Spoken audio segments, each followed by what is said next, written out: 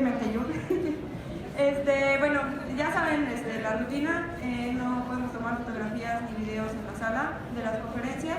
Les estamos dando la oportunidad de tomarle fotografía al título y, por ejemplo, la doctora nos da algunas referencias y su contacto para cualquier cosa. Estas son las únicas diapositivas que se les está permitido fotografiar. Por favor, respetemos el trabajo intelectual, que hemos tenido problemas años anteriores respecto a esto, entonces les explicamos que tengan consideración de esto. Les pedimos también, mantener la puerta cerrada. Ha estado haciendo un poquito más de calor porque se ha llenado la sala, entonces para mantener el frío y que no se mareen tanto, mantenerla cerrada y también, pues ya saben, distribuirse todas las salas y no quedar separadas. Sin más, los dejo con la doctora. Thank you so much. Thank you for sticking out the entire day. It's a long, exhausting day to absorb all kinds of new information. I'd like to thank again for my invitation to be able to participate in this conference. This is a good one for me to end at the end of the day because it's one of my favorite things to talk about, so I hope I can impart my enthusiasm for working with dolphins and this particular project with you. And I look forward to hopefully meeting some additional folks that are working with dolphins in Mexico, because I haven't done too much work outside of the United States, but I've been working with dolphins for over 20 years, and this is a project or a long-term research program that is near and dear to my heart, so I'm really excited to share a little bit more about the program with you. So I work for the Chicago Zoological Society, which runs Brookfield Zoo, and you heard maybe a little bit about some of the other things that I do. But the society is involved in many projects, conservation projects and investigation research around the world, involving not only animals but human health. And it's important that we realize as veterinarians where our specialty can overlap and we can reach significant new advances in research opportunities when we think about conservation science. So when we talk to human medicine folks, we learn new things. When we work with biologists, we learn new things. And it's in that aspect that sort of I've been contributing, working with a huge team, not me alone by any means. So Brookfield Zoo has a super long history working with dolphins. We were actually the first institution in the United States to have dolphins in an inland aquarium situation over 58 years ago. Since that time, we've renovated, we've built new facilities that have over 1 million gallons of water, and we have numerous dolphins in a breeding program there. We collaborate with many other institutions for breeding and research purposes, and collaborate with national and federal projects on dolphins and act as specialists in that regard. We have a leading specialty with neonate care and advanced dolphin health, and we do a ton of imaging, including CT with our animals. Much of our expertise, and my expertise specifically, has come with my involvement working with free-ranging dolphins. Specifically, the Chicago Zoological Society, with lead conservation scientist Dr. Randy Wells, has been working with free-ranging dolphins out in the Florida area, and I'll show you specifically on the map where that is, since the 1970s. It initially began with behavioral observation and photographic surveys, and has now progressed over the years and has included health assessments since the 1980s. The whole team functions as a resource globally. We've trained hundreds of folks from different countries around the world as a teaching opportunity and shared all of the information through peer-reviewed research. So this is really one of the programs that the zoo has invested the most resources in over the years. So together with the staff at not only Chicago but also in Sarasota, we have students and volunteers and a large organization in Sarasota that helps with these studies and this work. So we do observational work, we have a hotline where the public can call in, we have numerous website blogs that people can follow, and I'll give you some of that information if you want to learn more at the end. Particularly, much of the work started in the 1970s looking at behavior and communication with the dolphins, and it has progressed over time to include health assessments, and I'll share some of the things that we've learned along the way. So initially, when the project began, no one really knew how long dolphins lived, either in a free-ranging situation or in a zoo situation, how long we could strive for. And what we've learned over our observational studies by knowing the animals individually, that they can definitely live through 6 decades, and we have multiple family units where we have sort of from great-grandmother all the way to great-granddaughter, for example, that communicate and still are together in the same area, which was not previously known. Much of that work occurs without ever interacting or touching the dolphins. Most of that is done with observational studies.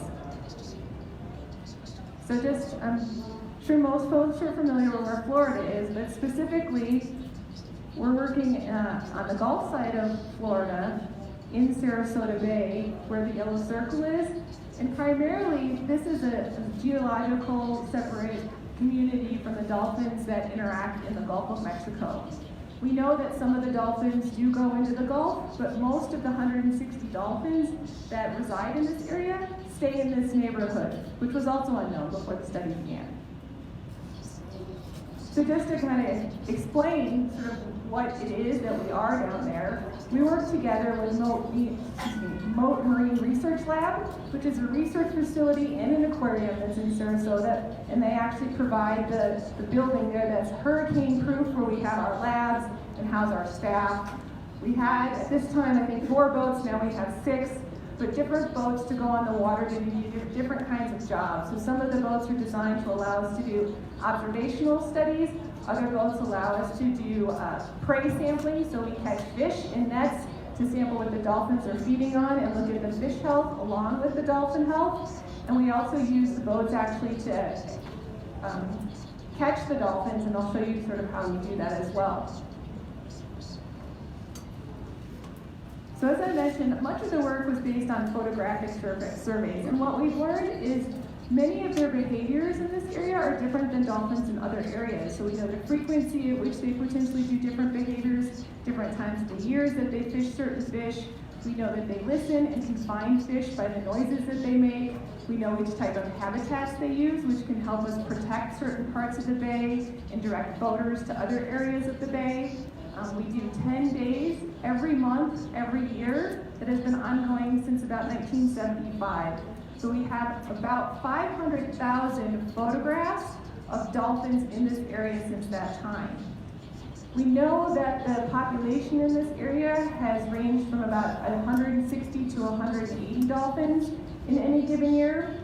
We know that the oldest dolphin is way over 60 years old, and it was the oldest known bottlenose dolphin at that time.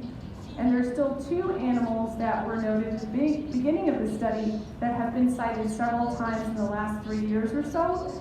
So it's an incredible amount of time to be watching animals in a free-ranging situation.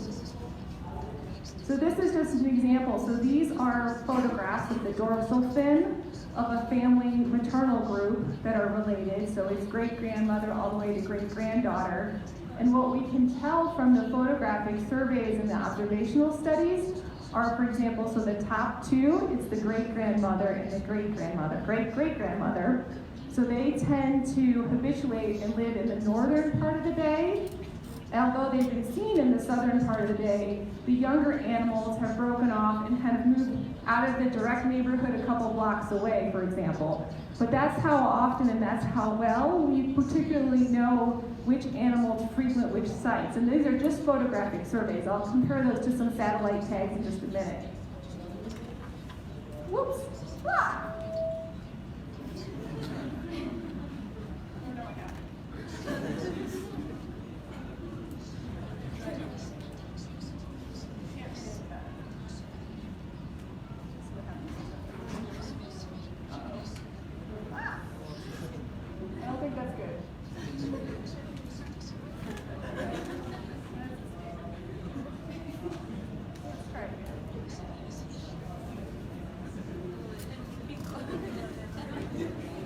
That's a computer emergency.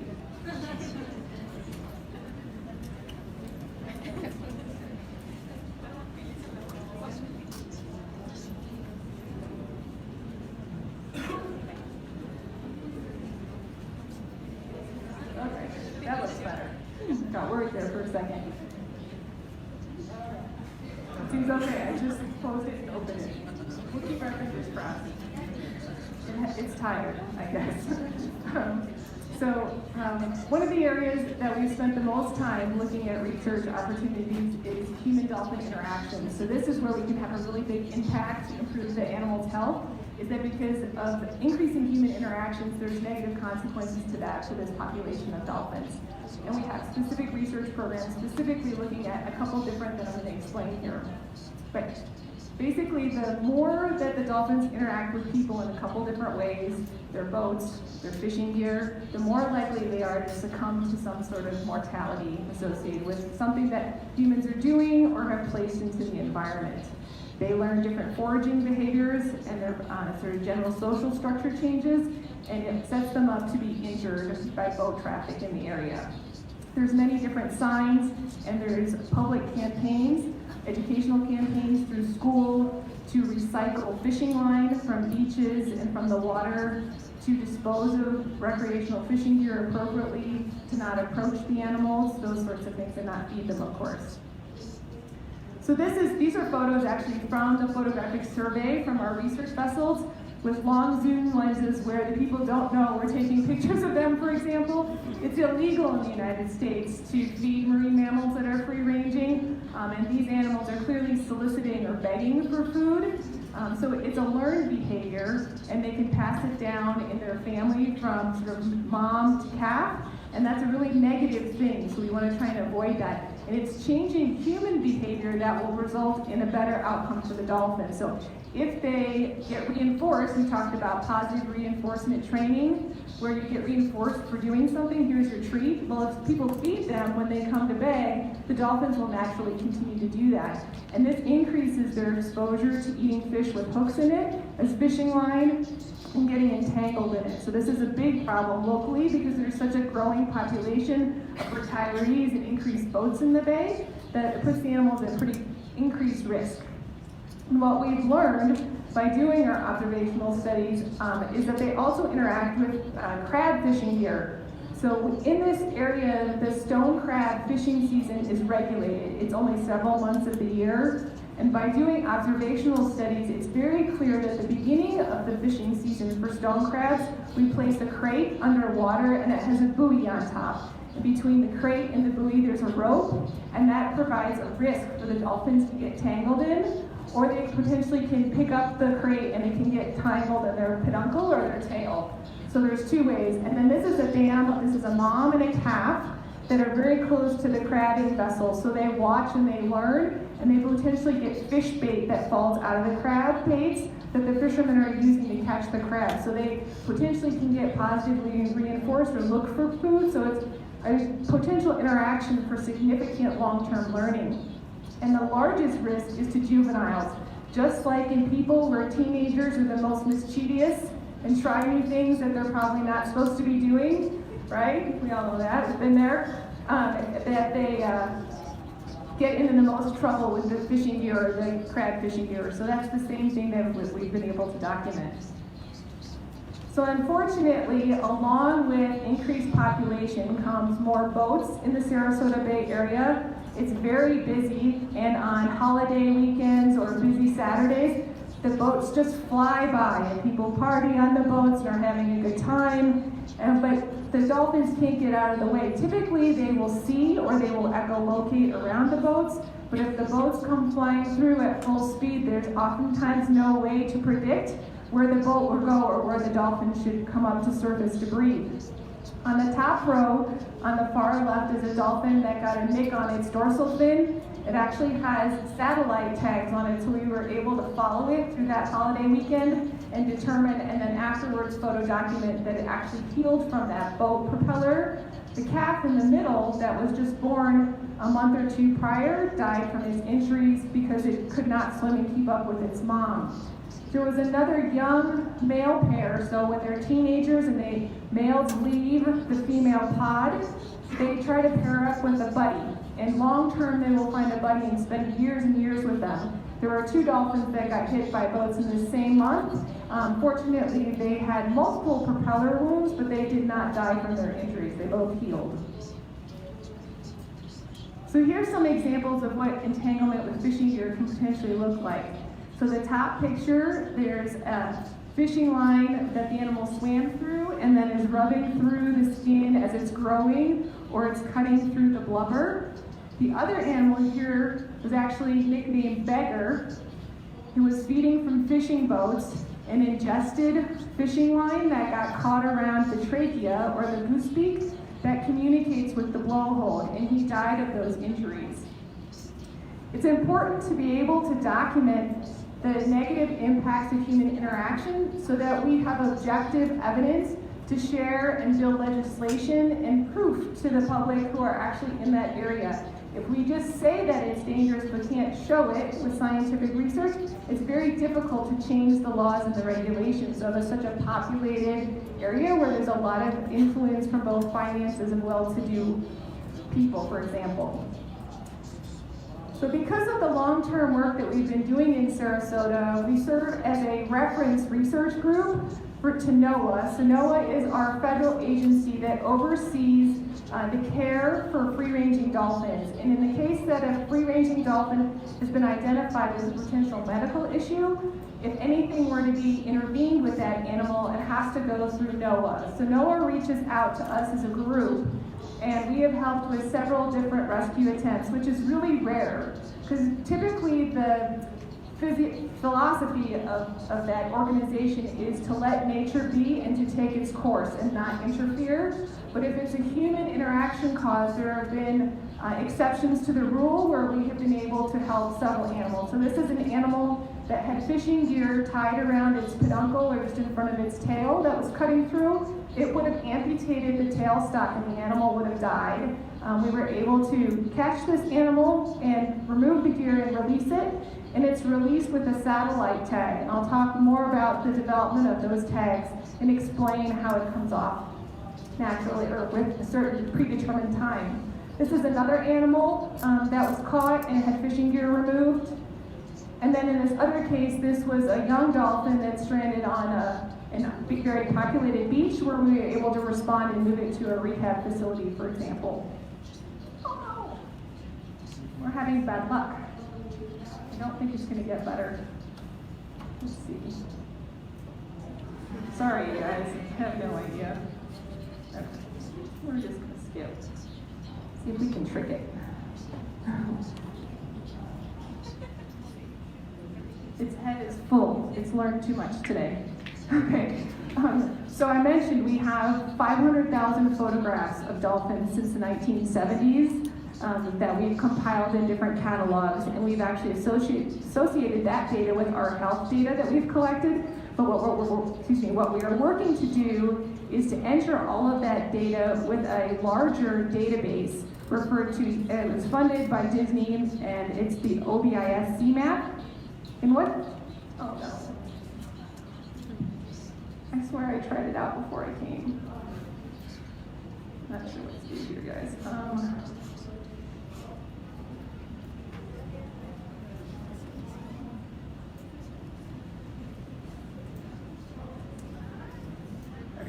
We're just going to go on from there. We collaborate with entering this data with not only other states that border the Gulf of Mexico, but also with other countries that are sharing the Gulf of Mexico with us, with Mexico and Cuba. And the long-term goal is to have all of the animals compiled. We have over 5,000 animals that have been identified over the course of the entire Gulf and have been followed over time. So the goal is to hopefully be able to track those animals over their many decades of life and potentially see if they move from one location to another and how they fare in those situations. All right, keep your fingers crossed. This is not working. Okay, no idea. Sorry. We're just getting to the good part. All right. Does that look okay? All right, so this is where I've been most involved, is with the actual health assessments, where we have many different institutions that cooperatively participate for research purposes, for training purposes, for long-term collaboration to develop methods and tools to help us with dolphin research. I don't know what to do. Should I just shut it down and turn it back on?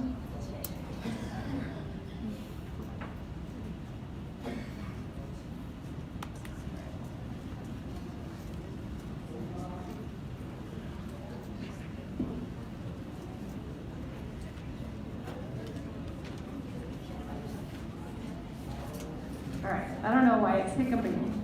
So our dolphin assessments happen once or twice a year.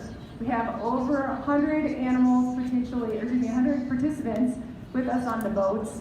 We typically handle 15 to 20 dolphins in any particular period, and they get an extensive health evaluation. We do a number of different research projects from year to year. Right in there.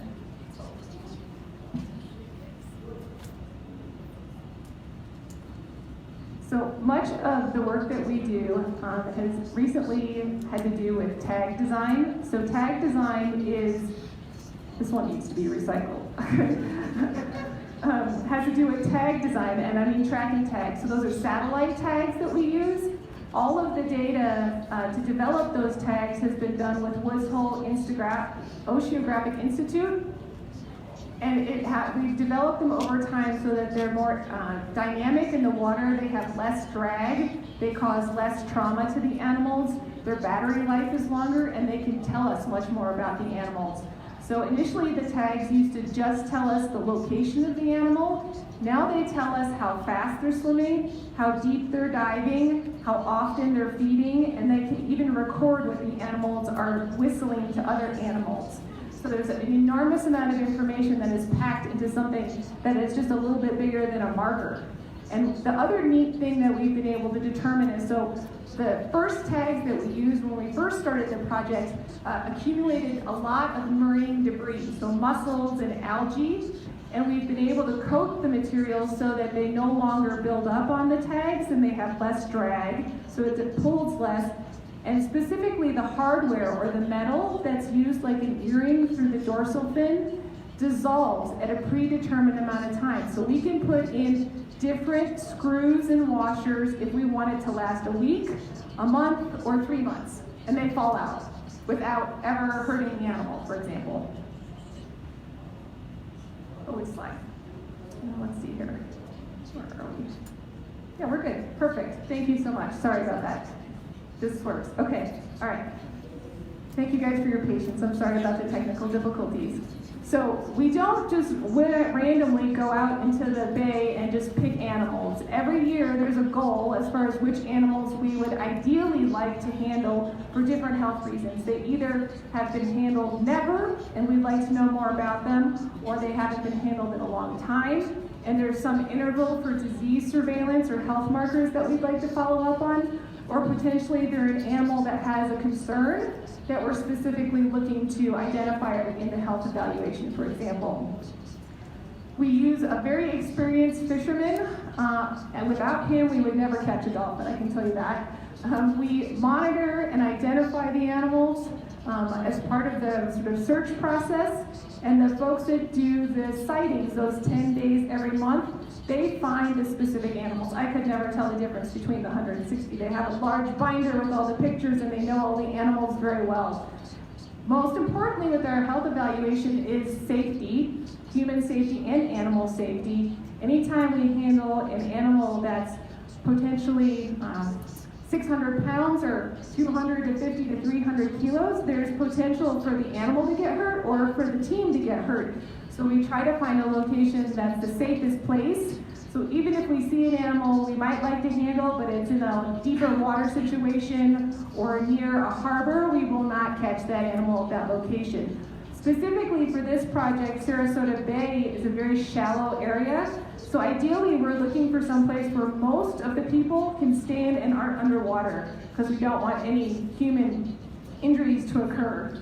And then we typically only want to handle about 1 to 4 animals in any given situation. That's based on the number of people we have to sample and to monitor the animals safely. The most critical thing in the first couple minutes, if we do catch dolphins, is to make sure that they don't get entangled in the net. That's the only way they could potentially drown, and that's sort of, until we get our hands on them, that's the most high stress part of the whole thing. So once we have the animals encircled in a net and they haven't jumped over or swam under, we know who we have. We divide up in teams to work on the animals. And typically the animals that we work in a free-ranging situation like this put up much less fight than the animals that we have at the zoo. They typically relax, They calm down. They don't really fight us during the duration of the time that we have our hands on them. Compared to the animals we have at the zoo, they are like a bucking bronco. They will not give in most of the time, so they give us a hard time. So it's not that difficult to restrain these animals once we have them in hand. And then typically the very first thing that we're doing is we're collecting blood. We have a lot of projects that are looking at stress and the way their blood parameters change over time. So we may collect upwards of 500 to 600 milliliters, so it can take 15 or 20 minutes for that blood sample. Then we are doing a body assessment of that animal. We're looking for any injuries. We don't want to handle animals that are critically ill or put any of them at risk with what we're doing. It's NOAA's permit, our federal permit, that allows us to handle these animals, and should anything happen to them while they're in our hands, all of our research work would stop right then. So we want to make sure that we're doing everything to protect the animals and the safety of the people at the same time. Once we have our hands on the animals, it's really important with dolphins to listen and watch how they're breathing and check their heart rate. So they hold their breath. They have a reverse or apneutic breathing pattern, so they inhale, and then you have to kind of wait maybe upwards of 5 minutes to get a good respiratory rate a lot of times, because the respiration rate is rather slow. We want to make sure that the animals are responsive, that they're looking at us, that they're watching us. If they start to look glassy-eyed or checking out or aren't paying attention, we'll probably just let them go, because we don't want to handle them under those circumstances of stress. We evaluate the animals outside. We look for rake marks. The animals interact with one another by taking their teeth, and that's what those rake marks are on the top right corner. The animals use their teeth to determine dominance. They do it for play. They do it for reproduction.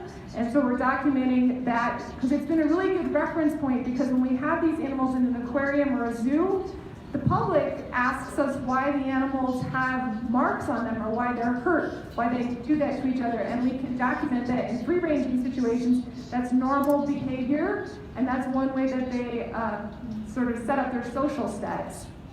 We're looking to see if there's any traumatic injuries in the animals, and if you look really closely, there's injuries of a fishing line in front of the pectoral flipper in this animal. So we're documenting injuries from human interactions. The bottom left animal is very skinny.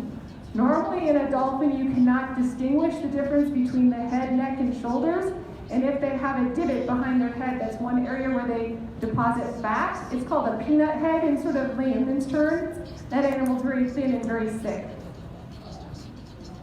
So we evaluate the animals for pregnancy. Any females that we handle, we make sure that they're not in the third trimester of their pregnancy. Those animals that are close to giving birth, we also release. We don't want to put the calves at risk. So one of the first things we do is we're ultrasounding them while they're still in the water, because the next step of the project is to potentially take them out of the water. And we don't want to take them out of the water if they're pregnant. We do extensive morphometric measurements.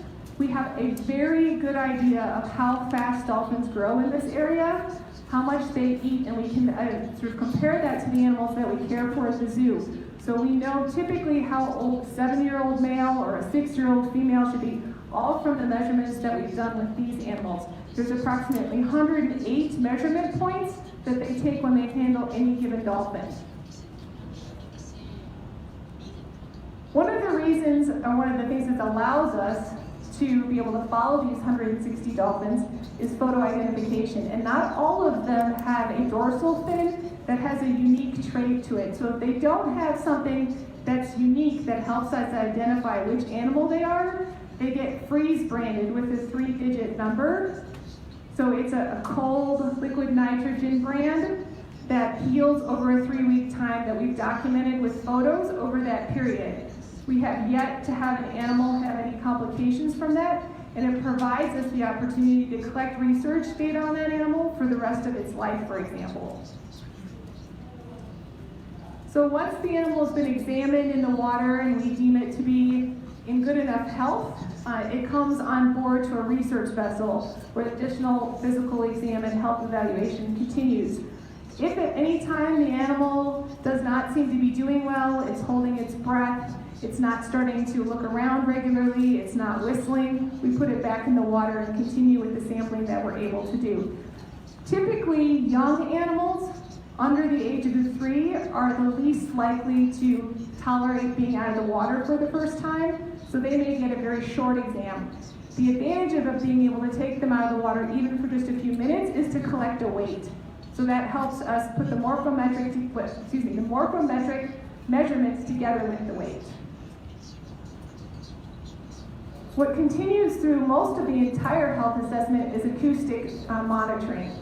The dolphins produce noise from their melon, or about their forehead, and they take in sound through their lower jaw and direct it to their eardrum.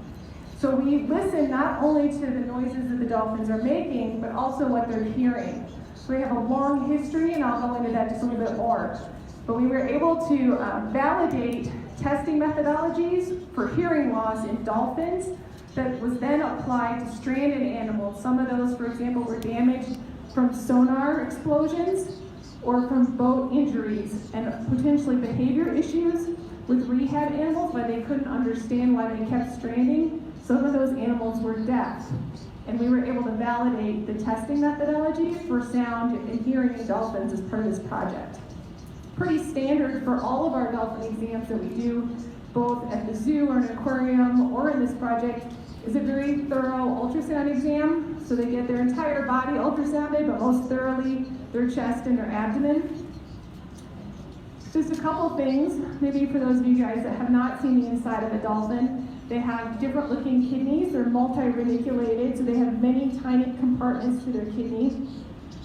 And on ultrasound, it looks like a cluster of grapes. And what we're looking for specifically in our most recent projects is whether or not we find kidney stones in free-ranging dolphins, because it's of a concern in some populations, in some aquariums. Not in all aquariums, but some aquariums seem to have a much higher incidence of potential kidney stones than others. So we're trying to look at what might what the contributing factors might be. We take samples from the respiratory tract. We've done this a couple different ways. Some is by swabbing the respiratory tract. And I would caution anyone who wants to stick anything in there because they can suck it right into their trachea. We lost a Q-tip, and then we had to dislodge the goose beak to go get one time with someone who didn't hold on to the Q-tip very well. So this is very dicey to do in an open water situation where the boat's moving and there's a lot of people. So you have to be very careful about sampling from within the respiratory tract in any situation with a dolphin. They have really nothing between the blowhole and the trachea opening. There's very little to block the airway there. So anything that's outside can go in very, very quickly. You have to be really careful about that. But there's a number of normal parasitic organisms that live within the sinuses of the dolphins that we look at. Some dolphins present with discharge from the blowhole, so we're looking to see what's contributing to that. And we're sampling for potential viral diseases like morbillivirus or erysipelas. So those are all things that we can collect. We've actually collected the breath of dolphins as they exhale. There's increasing research both in people and in animals that you can potentially diagnose some inflammatory conditions, diseases, and cancer with exhalation. So they found proteins in the exhalated breath that can be associated with different disease conditions. So one year we had someone vacuuming the exhalations of the breath, or in one year we did it, freezing it immediately in a liquid nitrogen tube to preserve the samples, for example, while we were underwater. So there's some rather advanced science that occurs on a free-ranging boat from time to time.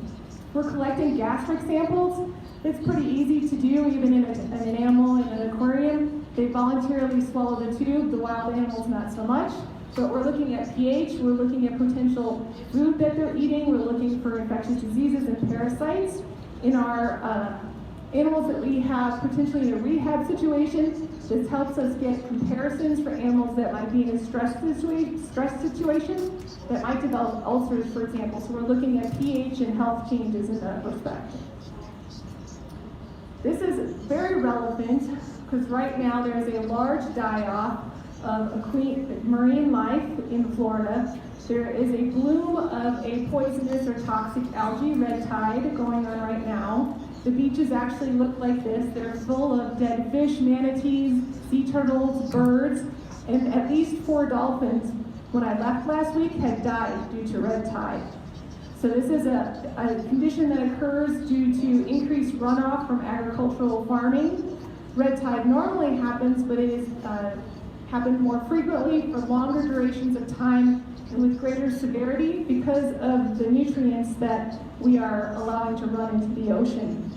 So we're sampling stomach content for red tide evidence to see if there's long-term health effects in the animals that don't initially present for acute presentations. This is just a representation of what the dolphin gastrointestinal tract looks like at necropsy. So when we're sampling the dolphin gastrointestinal sampling, we're just sampling the first stomach chamber in this case, which is all the way to the left. So it's this here, or this here, or this here. So that is sort of where they hold their fish, and then it gets passed through 2 to 3 other digestive chambers. But basically all that we can sample is the first chamber during our investigation. When we scope them, we can get into the second chamber, and we can evaluate the other chambers with ultrasound and CT, but we can't get samples from those areas. We also do skin biopsies, and this is Dr. Jay Sweeney. He's demonstrating a skin biopsy. He's well known in the dolphin cetacean world. And what we're doing here, we have done a line block like you would do in a cow for a dystocia, for a C-section, for example. So there's anesthesia that went in above and in front of where the incision is being made, underneath the blubber with lidocaine. And then we take an elliptical or eye-shaped piece of tissue, and we're collecting skin and blubber. And what we can do with those things is look for contaminants. So this is incredibly important work, and it has a lot of interest having to do with human health as well. Mercury is something that accumulates in most marine mammals that live a long time and directly reflects what humans are exposed to in the same environment. We can see evidence that the dolphins have an accumulation of organochlorines and hydrocarbons. So some of that is like the paint that goes on boats or on harbors so that the wood doesn't rot. And specifically with organochlorines, those things build up in the blubber and they get released in fat-soluble substances. So the very first time an adult female dolphin gives birth and lactates, she releases an enormous amount of these toxins in her milk. And direct research from this study has shown that the firstborn calf has a much lower chance of survival because they're taking in very large quantity of toxins with the first time that dam lactates. And the males don't ever have an opportunity to release any of those toxins. They just continue to build up and potentially have an immune modulating effect. So that's ongoing work that's going on. We do a urogenital exam. So in a male, it looks like this. We look at the genital slit and the sort of rectal area of the animal. These animals can invert their penis, and we can collect a urine sample with a catheter. We check here because there's evidence of papillomavirus and herpes virus that can occur as a generally transmitted disease, which is important. We also ultrasound the testes of the animals. It's very clear that when the animals start to become sexually active, the testes size increases significantly. And we've been able to use that information to monitor our animals in zoos and aquariums to see when we should potentially separate males from their moms so that there's no breeding that occurs between the pair, for example. The dolphin testes are intra-abdominal. They lie caudal to the kidneys and have very specialized blood network around them to regulate and cool that area temperature-wise. This is what the ventral side of a female looks like. Her genital slit is divided between her rectum and her vaginal area. We also look for the same infectious diseases, and we can collect urine, which is a little bit more difficult in the female. And here's just 2 ultrasound images of the early in the first trimester and just at the end of the first trimester there in the middle. The head and the thorax are visible on the image all the way to the left. And the middle image is actually the flukes of a dolphin baby. And they have an epithelial chorial placentation, which is important because they can't transfer any antibodies to their calves. So they really need to nurse when they're first born or they're immunocompromised. We can also collect milk samples. It's just an amazing adaptation that a dolphin calf can swim along its mom and nurse without having to expend any energy. It's almost like driving by a big truck on the highway where your car gets kind of pulled along a little bit. They call it slipstreaming, but we can collect milk samples by everting the nipples with mild suction and collecting milk samples for all kinds of different testing, both either infectious disease, milk composition. This helped us determine what, for example, to tube feed our baby dolphin at the time that we were hand rearing it. So it's given us much information. We collect stool samples in a couple different ways. Again, you have to be pretty careful about inserting any kind of swab that can break off. The rectum in a dolphin makes a very sharp turn, and you want to be careful how you insert any potential tube or swab into that location. We typically use very fine tubing, and you can advance it and it fills with feces, which is very liquid. That's normal in dolphins and typically green. And we can collect that to look for parasites and additional infectious diseases. Dolphins have one set of teeth, or homodont dentition, throughout their entire life. So they don't get another set of teeth as they grow older. That's homodont dentition. And the unique advantage of that for us as a research community, it allows us to determine how old an animal is, like the rings on a tree. So we can pull a tooth on several animals who've done this. If they're unknown, new to the population, or if we have stranded animals, we can pull the teeth. And you can cut it horizontally, and on histologic imaging, you can count the rings to determine how old the animal is. This is something that's only reserved for a very select few animals. It's obviously very difficult to do in a sort of live awake situation. We do a regional block, but it's not something that's particularly fun to do for the veterinarian or to put a dolphin through out in the field. So it's really only for very particular cases. We look for evidence of circulating viruses, both that are expected in the marine mammal community and those that are maybe not, to see if we can find new or different emerging infectious diseases. Papillomavirus, poxvirus are very common. Morbillivirus outbreaks are a natural occurrence in free-ranging populations, but to understand the frequency at which those occur is incredibly helpful when we're trying to give recommendations for conservation purposes. Other things that we have screened and learned about along the way include several zoonotic diseases. So logomycosis, this is an image of a dolphin coming to surface that has logomycosis. It's a non-treatable fungal condition that is progressively damaging to the skin and the tissues of the animal, and eventually may cause it to succumb to being debilitated, but it's also zoonotic, and there is no good treatment for people except for excision. So we monitor these animals, but if they have lesions that we know might be a logo, we don't handle those animals from a human safety standpoint. One of the diseases that's of significant interest for managing captive collections are infections with Erysipelas. It's a natural bacteria found in the mucus of fish, but it has caused significant morbidity and caused the death of dolphins in human care situations. So we're interested to know at what frequency we can find that bacteria in free-ranging populations. We also use the vaccine in a sort of animal care setting, so we're interested to look at antibodies between the free-ranging and captive populations. And again, we've learned a lot about the different parasites that they naturally harbor. Some are well tolerated and other ones are associated with significant disease. So I mentioned we learned about hearing when we were working with these animals over the last 30 years. The other thing that we've learned about is how they start to communicate with each other. And one of the first breakthroughs in learning this was determining that individual dolphins typically have a signature whistle. It's like their name. It's like your name and my name. It's how you greet your family. You might repeat it again. It's how you say hola, right? It's different from everybody. And what we've learned is that the animals will recognize other whistles over many decades. They may have associated with the pair for, let's say, 15 years, and when something happened, one animal's gone. But if you play that whistle back, the animal it used to hang out with and be friends with, it immediately recognizes and will start talking back to the animal's recording, for example.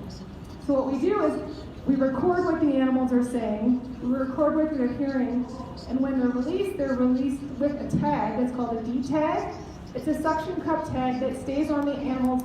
Sometimes they knock it off right away, and it lasts 20 minutes, 5 minutes, and other times we can follow them for upwards of 12 to 24 hours with the tag. But it records who they're talking to in their conversations. It's like eavesdropping. So this is what it looks like. The very top is the way one animal says hello. The middle one is a different animal, and then it's repeating the first guy's name.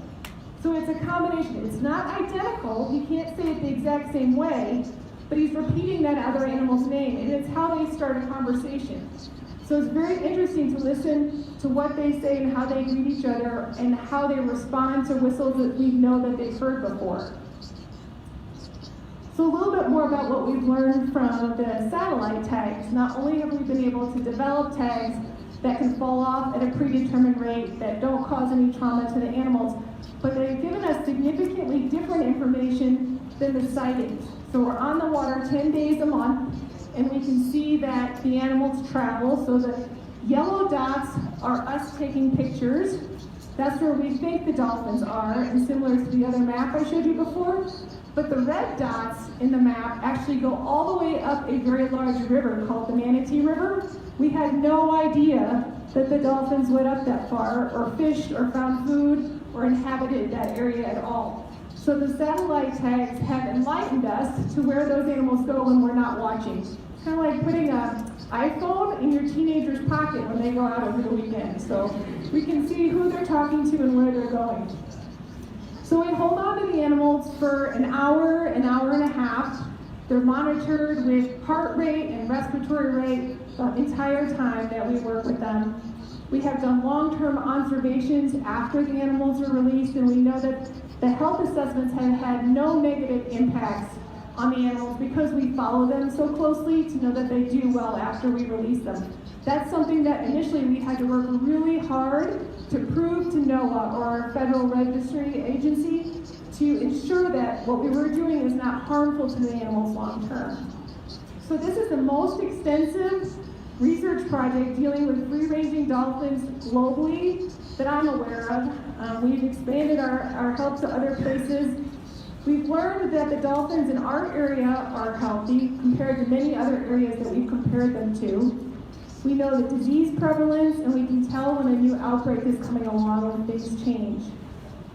We've potentially been able to apply a number of the things that we've learned from the free-ranging animals to animals in our care in zoo institutions. We know that the firstborn calf, even in zoos and aquariums, gets a large amount of potential toxins because we feed the same fish that they eat in the wild and they accumulate. We know that they have hearing deficits, and we're starting new research projects looking at metabolic issues. I just paused because the slides are doing funny things again. Sorry. Several years back, unfortunately, we had the largest oil disaster, the largest oil spill in United States history. It was called the Deepwater Horizon oil spill. It affected over 800 square kilometers of ocean and affected much of the coastline to where the oil flowed towards. We were initially contacted to help with health assessments in the areas where the oil affected dolphins. There was an incredibly large national investigation that went into assessing the damage that occurred from the oil spill as part of the lawsuit to the oil company to regain the financial cost of what we lost due to the oil spill. So what did the oil cause damage to, and how can we put a price tag on it? And dolphins were one very tiny part of that. It was also the environment, the fish, sea turtles, everybody had a part in that. But the data that we collected on the dolphins could directly be compared to the 40 years of data that we had collected in Sarasota. So it had a very strong leg to stand on when it went to court, and it was one of the most influential reasons that we got significant financial restitution to rebuild and clean up the habitat that was destroyed where these animals live long term. So I mentioned we're doing ongoing work with dolphins and type 2 diabetes with the National Marine Mammal Foundation. and we've been lucky enough to assist in other projects globally. So these are just some pictures of the oil spill, the health assessments that we did, and the diseases that we found in the animals from these other areas. When I got to go help with the health assessments in some of these oiled areas, it was incredible to see how ill the animals were even 5 years after the oil spill had occurred.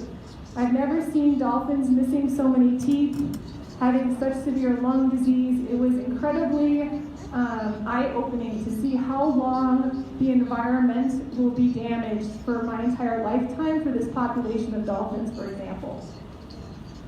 We had several publications contributing to our understanding of how dolphins regulate their glucose metabolism and diabetes. And this is just an example here in South America where our team was able to come assist with the first tagging attempts in Franciscana dolphins and helped us understand where those animals spend most of their time in the habitat that was most important to protect to try and help that population.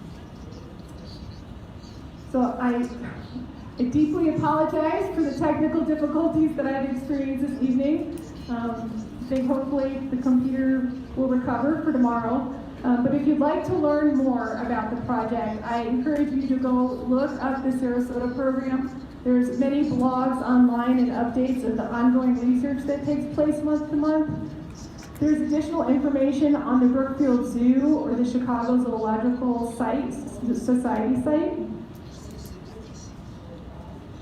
And then what I had in the other presentation, which I can't show off this Mac, I got many questions about where to get experience, and hopefully I'll be able to show that on a slide, but I got questions where to look for internships and preceptorships, and it's through the American Association of Zoo Veterinarians, for example, that our zoo advertises open positions for preceptorships. We accept students, as do many other zoos, and there's applications to all of those opportunities through that site. Specifically for marine mammals, there's also the International Aquatic Animal Medicine Association, and that website was listed, so I will try to get those posted in my talks for tomorrow.